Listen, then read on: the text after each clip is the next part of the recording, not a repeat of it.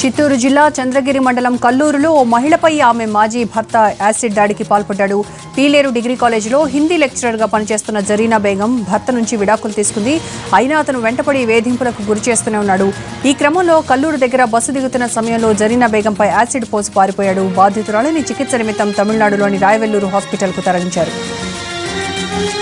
ఇదే విషయానికి సంబంధించి మరింత సమాచారం మా ప్రతినిధి దామోదర్ అని తెలుసుకుందాం. దామోదర్, యాసిడ్ అటాక్ ఘటనకు సంబంధించి పూర్తి సమాచారం ఏంటి? రోజా జరీనా బేగం పీలేరు డిగ్రీ కళాశాలలో హిందీ లెక్చరర్ గా పనిచేస్తున్నారు.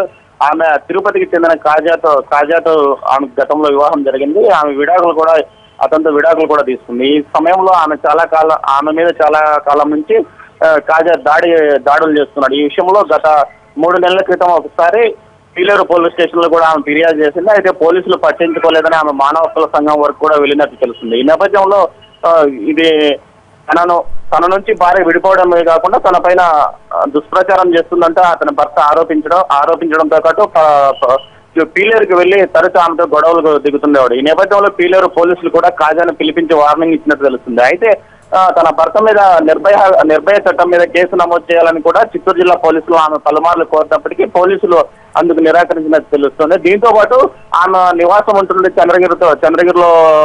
చంద్రగిరి పరిధిలోకి వస్తుంది. ఆమె భర్త కాజా తిరుపతిలో ఉంటున్నాడు కాబట్టి తిరుపతి అర్బన్ పోలీస్ పరిధిలోకి వస్తుంది కాబట్టి అక్కడే ఫిర్యాదు చేయమని కూడా పోలీసులు చెప్పడంతో ఆమె తిరుపతి మహిళా పోలీస్ స్టేషన్ కూడా ఆశ్రయించినట్టు తెలుస్తుంది. అయితే మహిళా పోలీసులు తాము కౌన్సిలింగ్ నిర్వహిస్తాము, ఆ తర్వాత కేసు నమోదు చేస్తామంటూ తీరిగ్గా చెప్పినట్లు తెలుస్తుంది. నిన్నటి రోజు కూడా జరీనా బేగం తిరుపతి మహిళా పోలీస్ స్టేషన్ లకు వెళ్లి అక్కడ తన మీద తన భర్త ఎప్పుడైనా దాడి చేయొచ్చునని, ఏ క్షణంలో అయినా దాడి జరిగే అవకాశం ఉందని కూడా అక్కడ మహిళా డిఎస్పీతో మొరపెట్టుకున్నట్టు తెలుస్తుంది. అయినా కూడా పోలీసులు ఏమాత్రం పట్టించుకోకపోవడంతోనే ఈ పరిస్థితి తలెత్తిందని ఆమె బంధువులు అంటున్నారు. ఈ రోజు పీలేరులో 2 గంటల సమయంలో ఆమె కళాశాల నుంచి తాను వెళ్తూ అక్కడ ఉన్న ప్రిన్సిపల్ కూడా తెలియజేసింది. తాను రంజాన్ పండుగ ఉన్న నేపథ్యంలో తాను 2 రోజుల పాటు రాలేనని చెప్పి ముందుగా వెళ్తున్నానని చెప్పి బయలుదేరింది. ఆమె వస్తున్న బస్సు టయాన్ని కూడా తెలుసుకుని అక్కడ తన స్నేహితుల ద్వారా తెలుసుకున్న కాజా కాలూరులో తిరుపతి రూరల్ మండలం కాలూరులో బస్సు దిగుతున్న సమయంలో ఆమె పైన యాసిడ్ తో దాడి చేయడం జరిగింది. అయితే మొహం మీద కొద్దిగానో శరీరం మీద భాగం కూడా ఎక్కువ మొత్తంలో యాసిడ్ పడడంతో ఆమె తీవ్రంగా గాయపడిన ఆమెను వెంటనే తిరుపతి రియా ఆసుపత్రికి తరలించి ప్రాథమిక చికిత్స నిర్వహించి తర్వాత రాయవెల్లూరులోని సిఎంసి ఆసుపత్రికి తరలించారు. రోజా మొత్తం మీద ఈ వ్యవహారంలో మత పెద్దల పాత్ర కూడా కొద్దిగా ఉన్నట్టు తెలుస్తుంది. వారు కూడా పోలీసులతో పాటు అతని వైపు మాట్లాడడంతో నిర్భయ